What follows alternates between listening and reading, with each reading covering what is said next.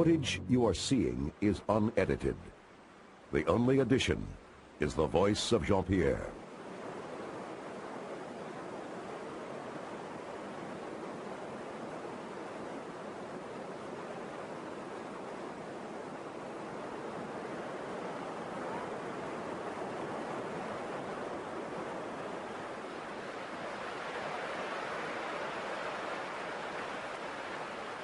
According to Huawei, they don't believe that the white man exists.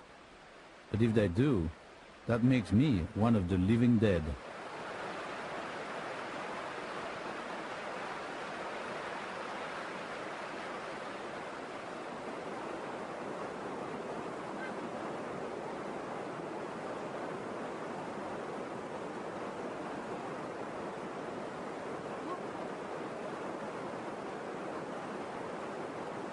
When I lose my balance, they seem a little reassured. Ghosts don't fall, I guess.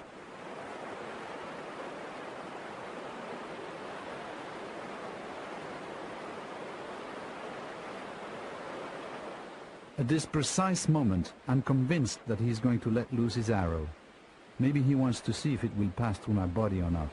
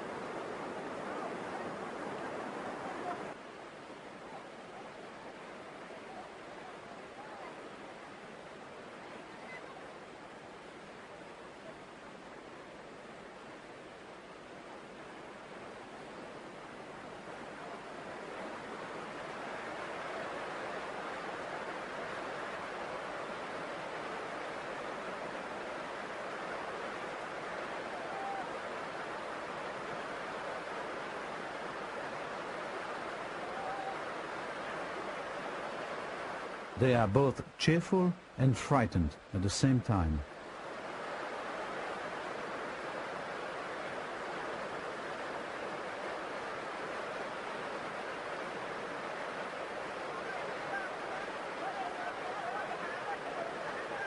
This one tells the woman to stay back.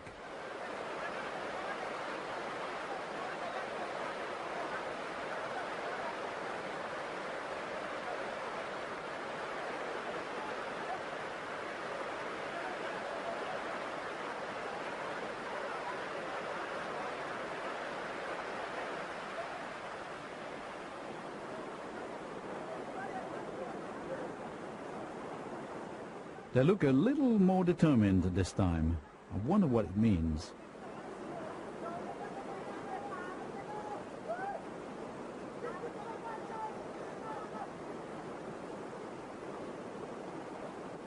I feel it's important to show them my peaceful intentions.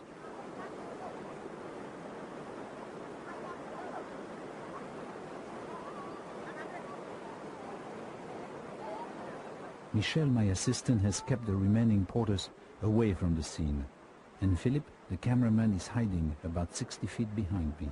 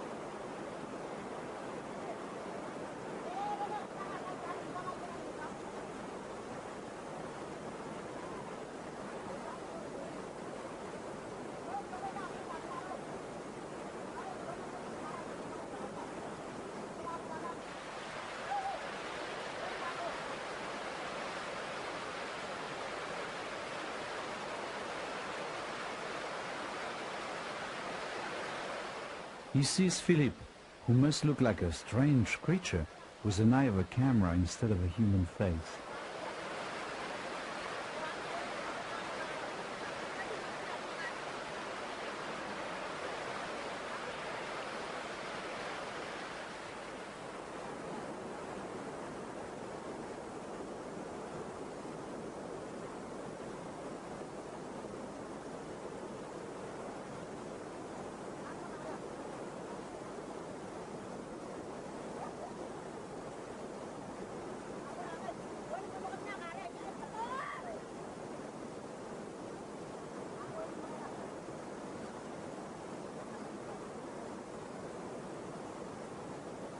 Philippe has been on previous expeditions with me, and he knows these stone axes are deadly weapons.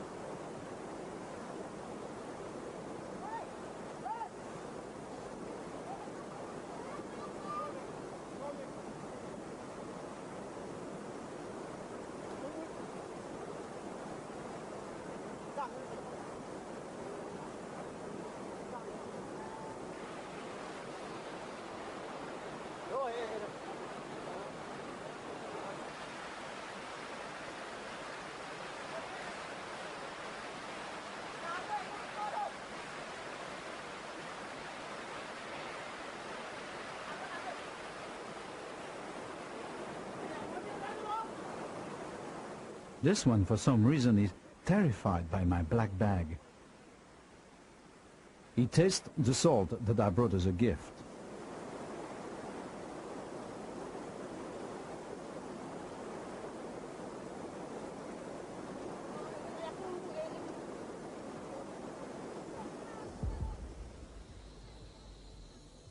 Danger.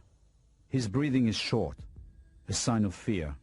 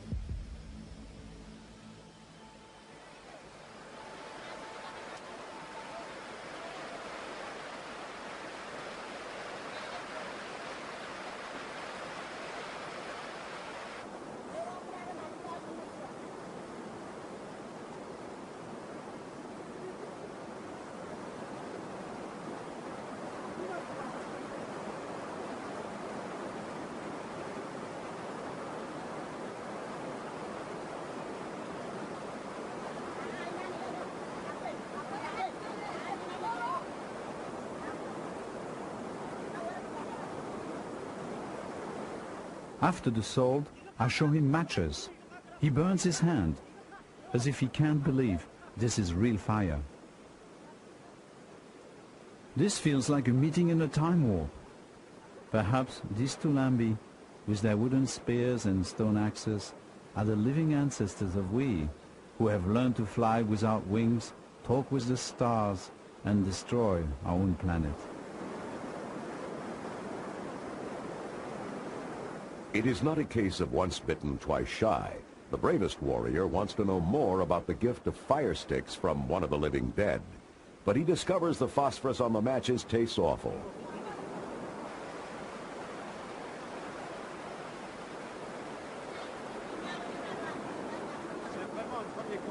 The gift of instant fire seems to convince the Toulambi that Dutilleux, living dead or not, is socially acceptable, or at least is no immediate threat.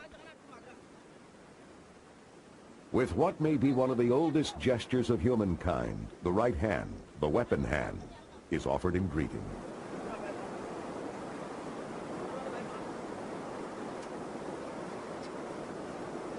The Toulambi look at Jean-Pierre's pale skin as if it could be paint. But would the living dead be warm, made of flesh and bone and muscle, just as they are?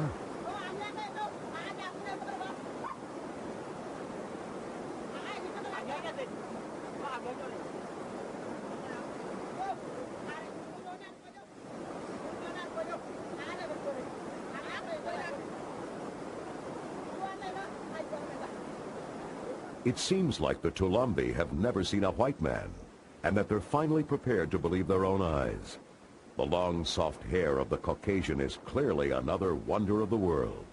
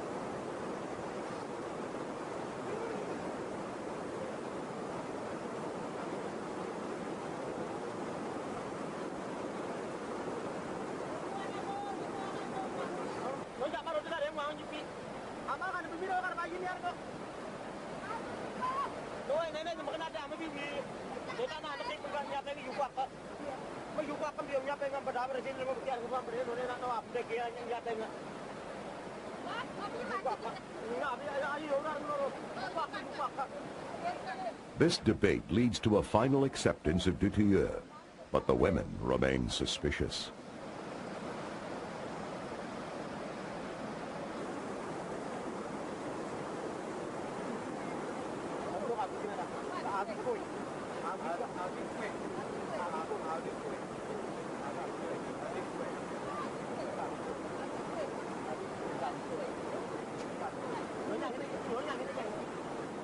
Now the Toulambi urge Jean-Pierre to join them on the other side of the river. North of Australia and over twice the size of Spain, New Guinea is the tribal world's last frontier. We rejoin Belgian ethnographer Jean-Pierre Dutilleux after his grueling trek through virgin jungle to try and locate what may be one of the last Stone Age tribes in the world. The contact took days to establish.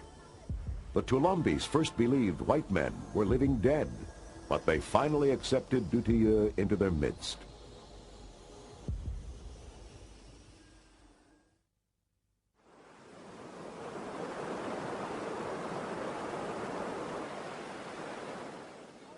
Jean-Pierre now offers the Toulambi their first matches, but they have no idea how to use them.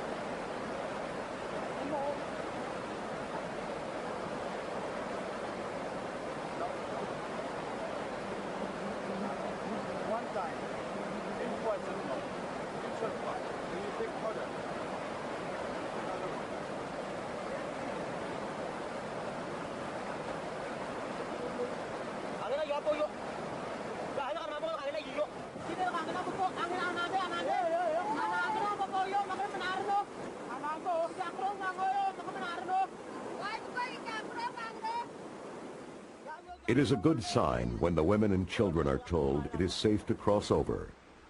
Headman Wawe goes back to help them across the bridge that spans the ages. Dutier learns the names of the advance party, Sanjuga and Gio.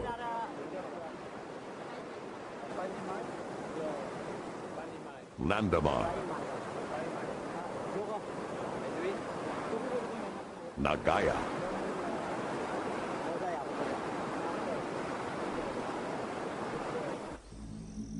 slowly, cautiously, they explore this alien land on the other side of the river.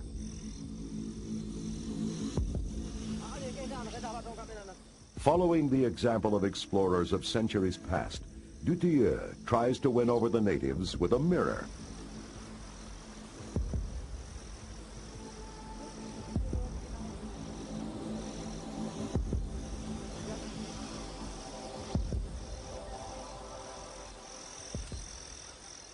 They have never seen their own image, except as a trembling reflection in rivers and pools.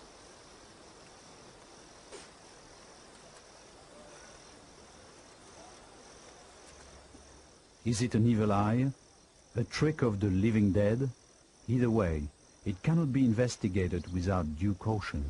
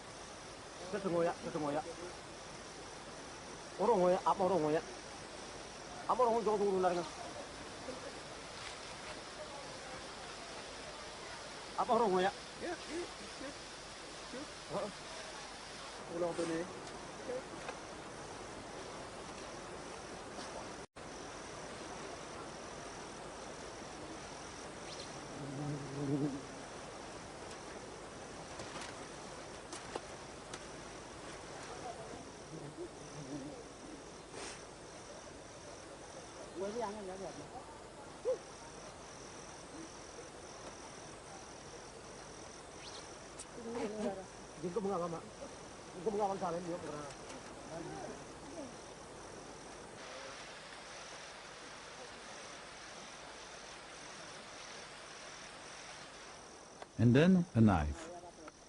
Stone Age man, short-circuiting evolution, leaping in the Bronze Age, the Iron Age, to reach the Age of Steel.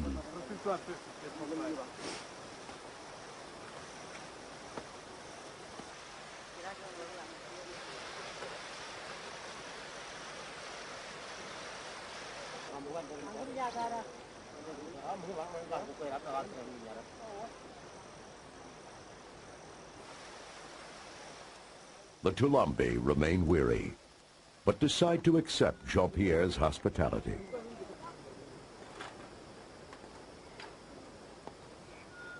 Metal plates, pots, and pans are another wonder. Rice is totally unknown. Sanjuga inspects it suspiciously.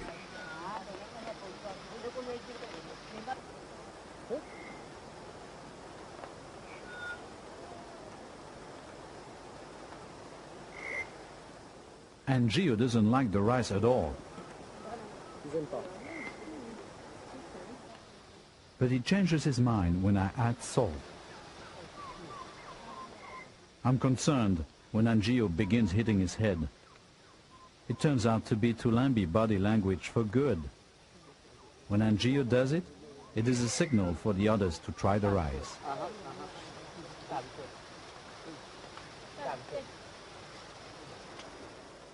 Instead of the customary scoop-shaped leaf, Jean-Pierre offers Sanjuga a spoon, but it's the rice that inspires all the head-banging. The modern idea that form follows function, that the design of the spoon will dictate its proper use, is obviously not self-evident.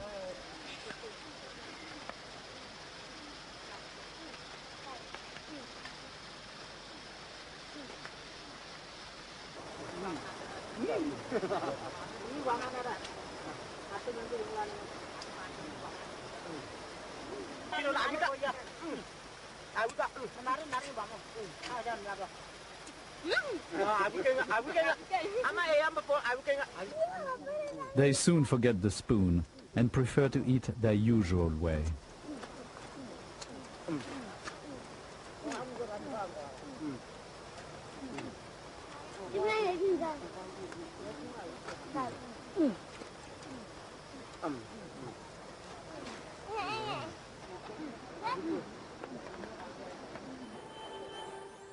My cameraman Philippe Bottiglione can now get close to individuals without their paying any attention. They have grown accustomed to his face with its cyclop eye of a camera lens, and so pay no attention to him as they investigate the mystery of my camp.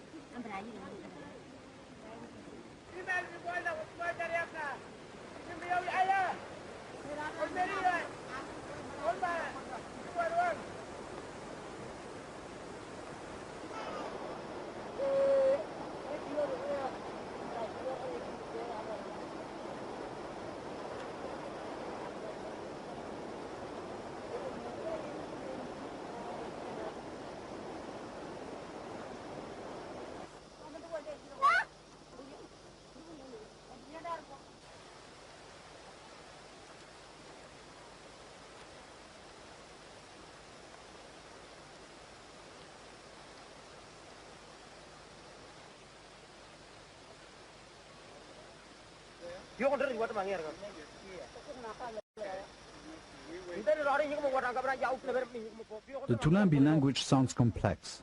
At this point it's totally incomprehensible. They remain on guard.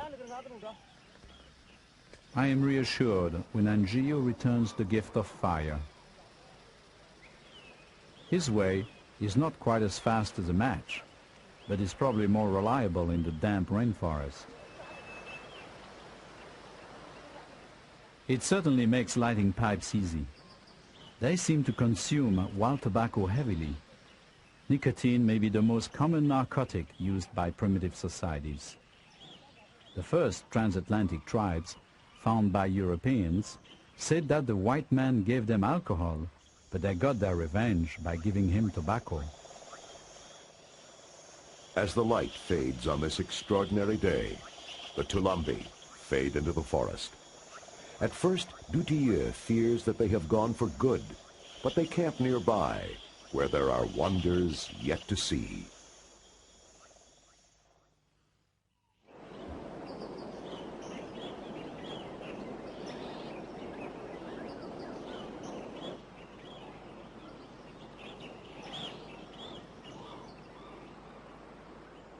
Next morning, it is Dutilleux's turn to visit the Toulambi.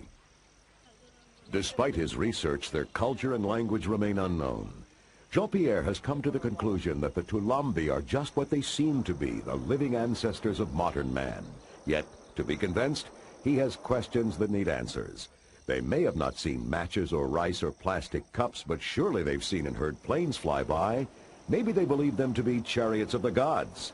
In any case, the Toulambi are clearly part of what Dutilleux calls the Fourth World. Tribes in the depths of the world's rainforests that are so isolated they escape both the benefits as well as the burdens of human progress. As Dutilleux writes in his journal, there are very few groups of human beings still living in the Fourth World. Some survive in the Amazon, a few others can be found in New Guinea.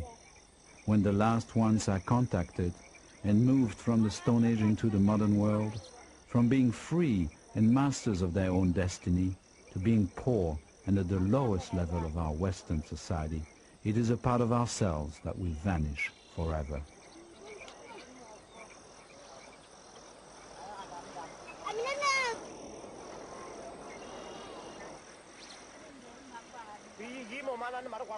In the tribal world, paying attention to your appearance is a survival tool. The Toulambi use bamboo knives to stay well barbed. The men wear a bone from the cassowary bird through the nose, large necklaces of river shells around their necks, and bird of paradise feathers in their hair. They must look their best to attract a mate.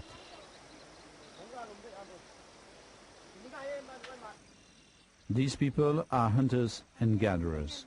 They survive by living with the environment, not off of it. The Toulambi return Dutiu's hospitality, and Gio shows how they make arrows and spearheads. Sleep. Then Jean-Pierre gets down to work. As always in this type of situation, he uses a rudimentary show-and-tell session to begin to understand the Toulambi language. How do you call the house? Änga? Änga? Yeah. Änga. Änga. How do you call the grass skirt? This? Aiga. Aiga. Aiga. And the necklace, Nunga. Necklace. Nunga. No. Nunga. Kamka. Kamka. Kamka. Kamka. Kamka. Kamka. Kamka. Aiga. Aiga. Ange. Ange. Ange. Sa. Sa. Sa. Sa. No. No. Sa. Sleep. Okay. Class over. They take Jean-Pierre out into their forest.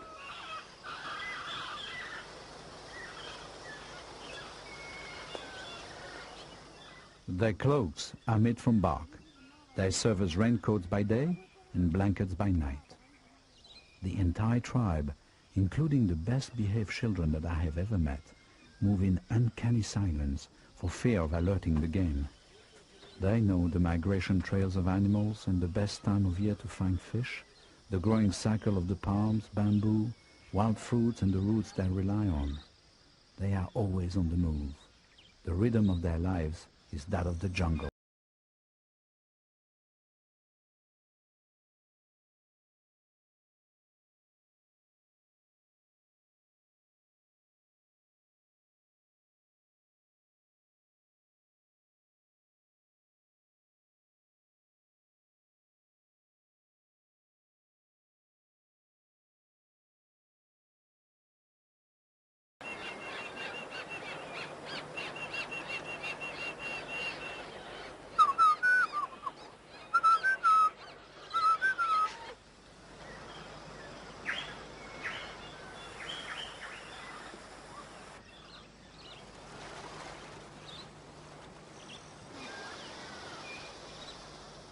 For hundreds of generations, life for the Toulambi has revolved around their eternal quest for sustenance.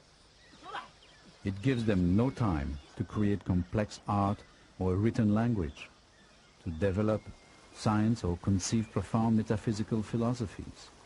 Nor has their endless and simplest form of consumerism led to overpopulation, environmental destruction, or the threat of nuclear extermination.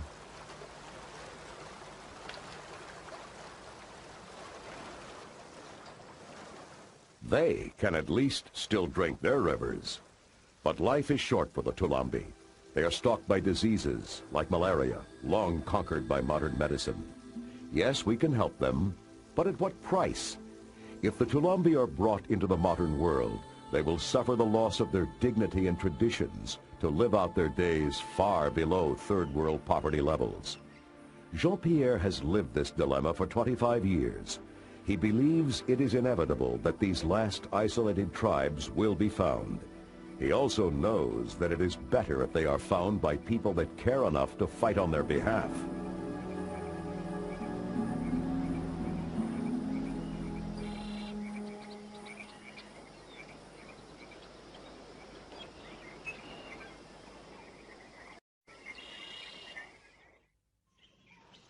It is Sunday. The Toulambi have been Dutille's neighbors for 3 days now. Jean-Pierre offers them food twice a day. He knows that this is the only way he can keep the tribe near his camp. The food means the tribesmen don't have to hunt and gather for themselves, but the expedition supplies are running low. It is time for the Toulambi and the explorers to go back to their respective worlds. It is clear that the Toulambi are no longer frightened by Dutille. They are clearly no longer wary of the expedition, just bewildered and perhaps a little in awe. But they no longer seem to believe the white men are living dead.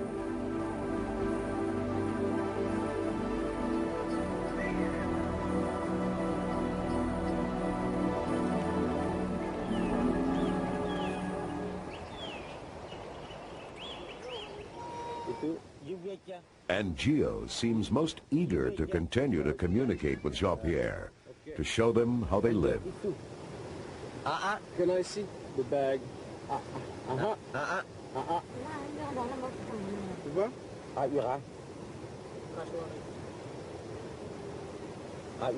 L'os de cassoir, un poignard. Et tout? Ça va? What is it? Can you open?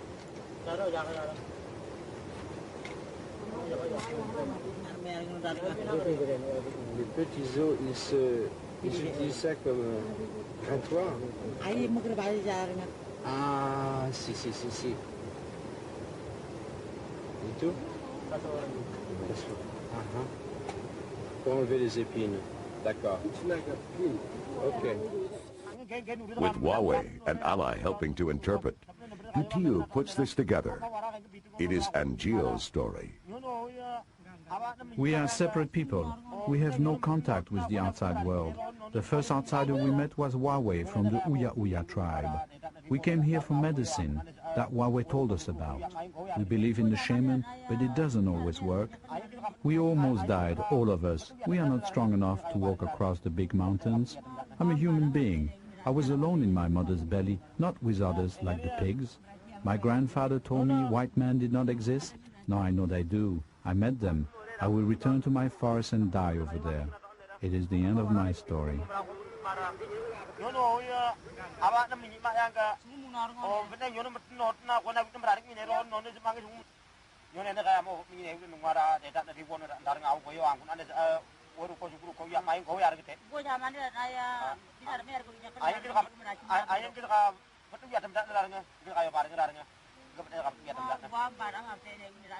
Jean-Pierre will later give the tape to linguists. They will hear a language and songs never before heard by modern man.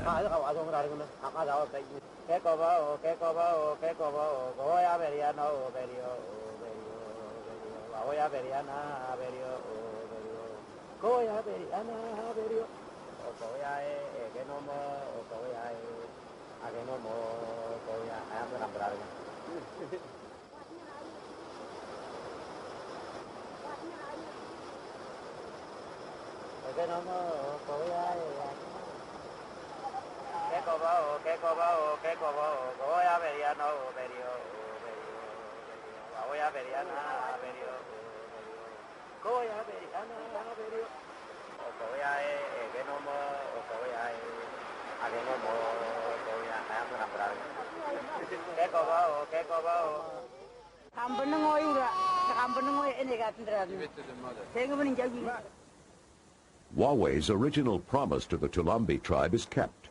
Dutille administers a concoction of aspirin, vitamin C, and quinine. It can do wonders, but it tastes awful.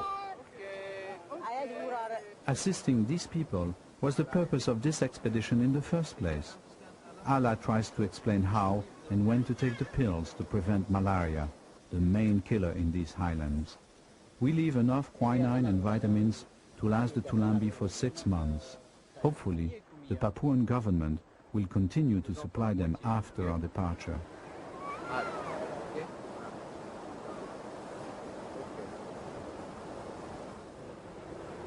Seka umbanga ti uya ui. Okay? Nia kunia, kunia.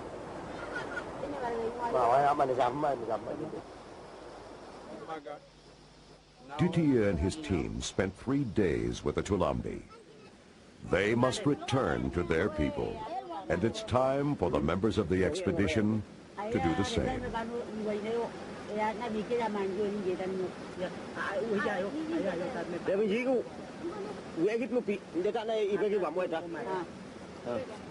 After the Toulambi have dressed for their journey, they began to sing a farewell song.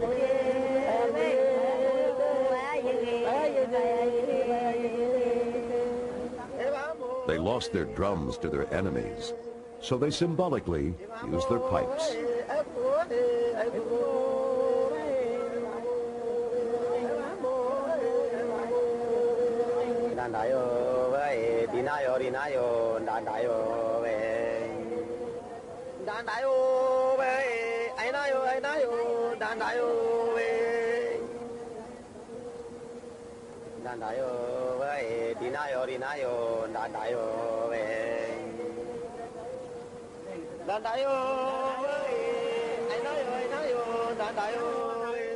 In his journal, Jean-Pierre Dutia writes, "You know, it all happened this way, but I still cannot believe what we saw. I must continue my research, and I will return to find out whether I was dreaming or not."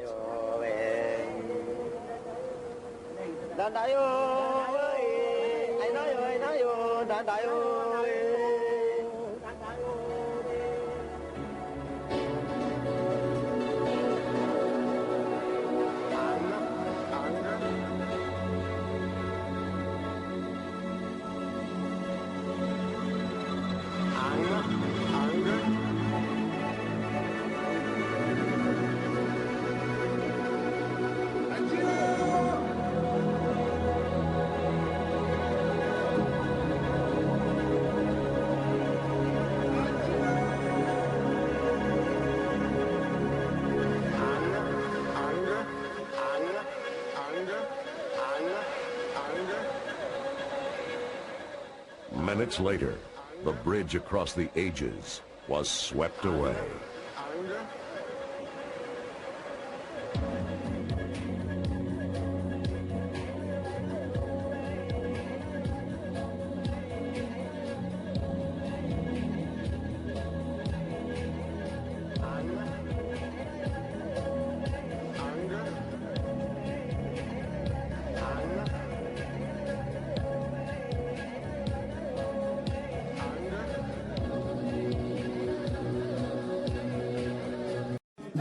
Let's go.